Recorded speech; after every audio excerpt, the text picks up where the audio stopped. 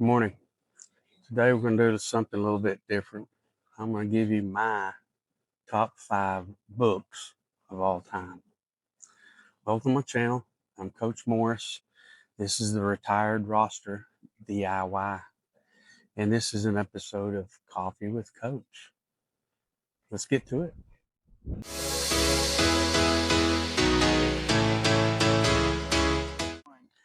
Coming in at number 5, It's Time Enough for Love by Robert Heinlein. Now, if you're a classic sci-fi fan, Heinlein needs no introduction.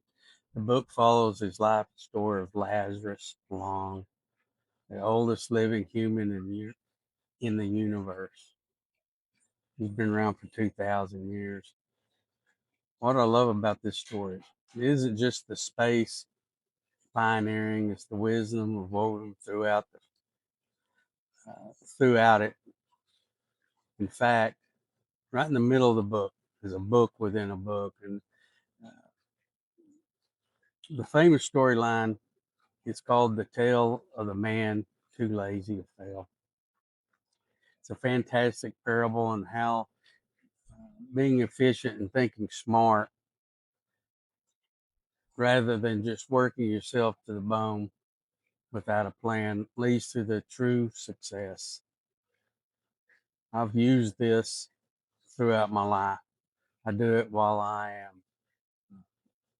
was teaching.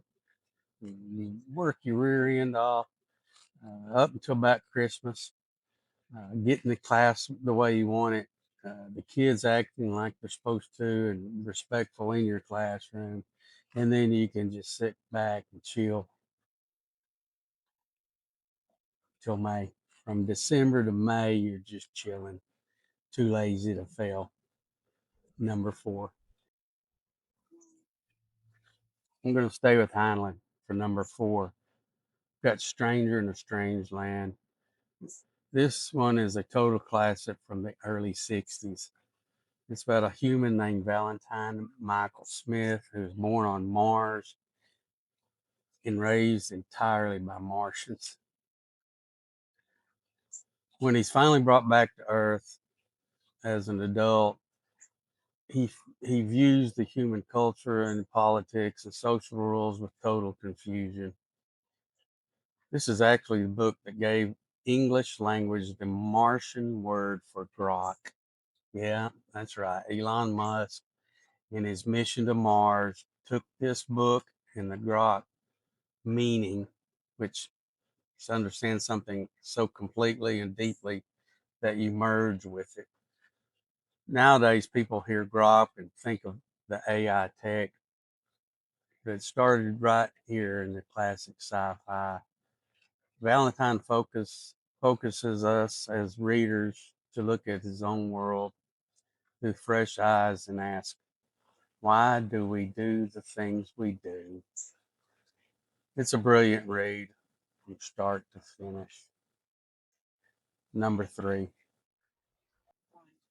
Moving on to number 3, Dune by Frank Herbert. Now, a lot of folks think Dune today with the blockbuster movie, but the original novel came out in 1965, and it's on a whole different level. The desert planet of Arrakis, where water is more valuable than gold. It follows young Paul Atreides as his family is betrayed and forces him to adapt and survive and lead the native Fremen people.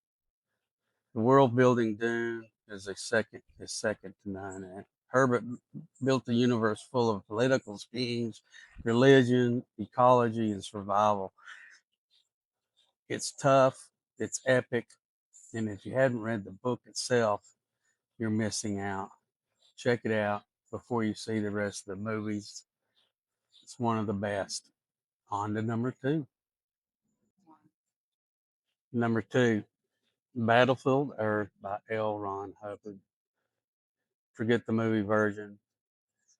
Horrible, brutal, fun to watch, but terrible.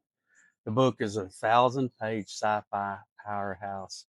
The premise is intense, It's the year 3000, and a brutal alien species called Cyclos conquered Earth 1,000 years ago, stripping its resources, reducing humanity to small pockets of survivors. The story follows a young man named Johnny Goodboy, Johnny Goodboy Tyler, who gets captured, learns the aliens' technology, and secretly organizes an all out global resistance. It's an absolutely roller coaster of human resilience, strategy, and underdog spirit. You know, we all love a underdog story. Well, this is the classic underdog story by Ron Hubbard. Get a chance, get get this read in. Number one, number one spot, undisputed heavyweight champion of the high fantasy, J.R.R. Tolkien, The Hobbit and The Lord of the Rings.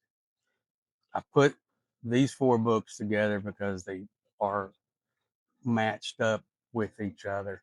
You can't start at The Lord of the Rings without reading The Hobbit first. It gives you the premise. I grouped these together because it's really one massive journey from Bilbo stepping out of his comfort zone of the Shire to Frodo and the Fellowship carrying the One Ring to the fires of Dune.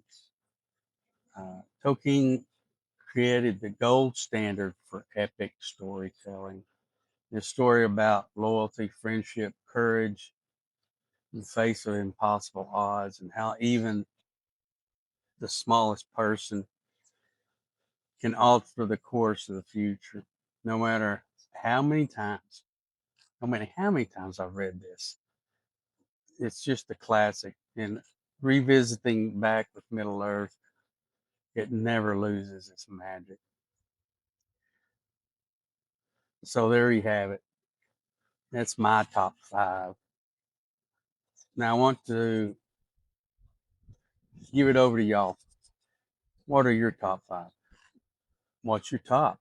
Just give me one. What book should I read next? I know these are all fiction. I've got a ton of nonfiction stuff that maybe I'll come out with the nonfiction stuff. I am a history teacher that I love history books. I read those also. But what are your top five? What are you looking at?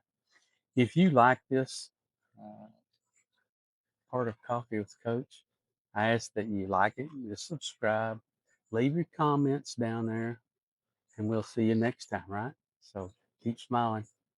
Victory.